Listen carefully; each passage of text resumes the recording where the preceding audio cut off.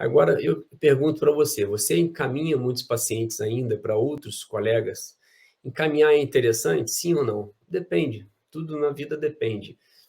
O que eu queria mostrar para vocês é o seguinte: você imagina numa situação, não que eu não, que eu não acho interessante encaminhar, pelo contrário, eu acho que a gente tem que trabalhar realmente em parceria. Se você tiver uma clínica com vários profissionais, cada um trabalhando dentro de uma especialidade, perfeito. O que eu estou querendo mostrar é dentro de uma especialidade em particular a disfunção temporomandibular. Então, você imagina, por exemplo, um endodontista que recebe um encaminhamento de um paciente com uma dor que aparentemente é uma dor odontogênica. E ele não conseguiu identificar nada de dor de origem dentária. E ele investigou, fez exame de imagem, fez todos os testes térmicos, testes de percussão, todos os testes possíveis, tomografia, e não conseguiu identificar. Aí ele vai encaminhar para um profissional que trabalha aí com dor orofacial, para um bucomaxilo ou para um estomatologista. E estou querendo dizer isso por quê? Porque existem vários tipos de dores orofaciais que o profissional que trabalha com disfunção temporomandibular tem o conhecimento para isso, que você consegue desmistificar algumas dores que mimetizam dores odontogênicas. E essas dores, quem trabalha com disfunção temporomandibular tem essa habilidade. Então, por exemplo, várias situações clínicas em que você pode ter uma neuralgia do trigêmeo, que ela pode mimetizar uma dor odontogênica, e o paciente acha que realmente é uma dor no dente, e às vezes o profissional faz um tratamento endodôntico, faz um tratamento mais invasivo ainda, uma extração, e depois coloca o implante, e o paciente continua com aquela dor.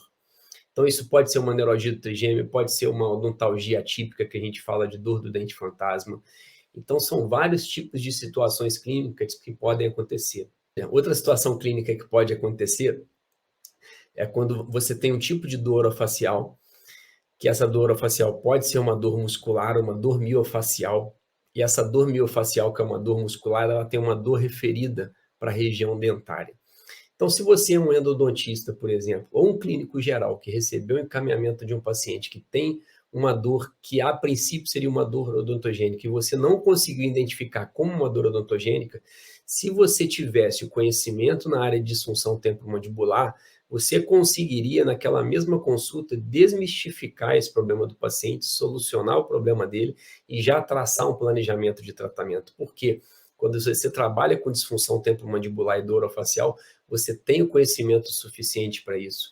Uma outra situação clínica que já aconteceu, de paciente que veio encaminhado para fazer, por exemplo, um tratamento de movimentação ortodôntica, porque ele tinha uma maloclusão e achava-se que essa maloclusão era o problema principal daquela dor que o paciente reclamava, que era uma cefaleia, uma dor de cabeça.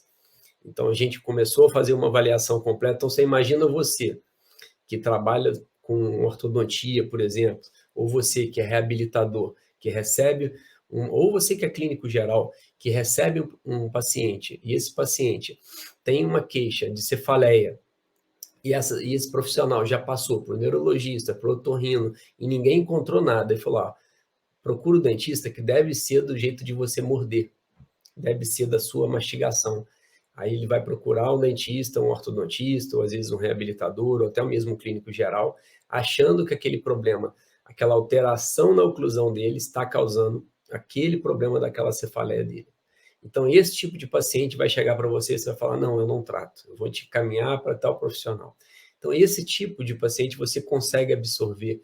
Então, a disfunção temporomandibular, estou falando particularmente dela, ela consegue abraçar todas as especialidades e você consegue solucionar problemas do paciente, que são problemas assim, que em boa parte dos casos são coisas graves e que o paciente tem aquela necessidade de solução, e quando você consegue tirar um coelho da cartola e resolver aquele problema dele, ele é grato para você para o resto da vida. Você ganha o paciente, ganha o pai, ganha o filho, ganha a família inteira.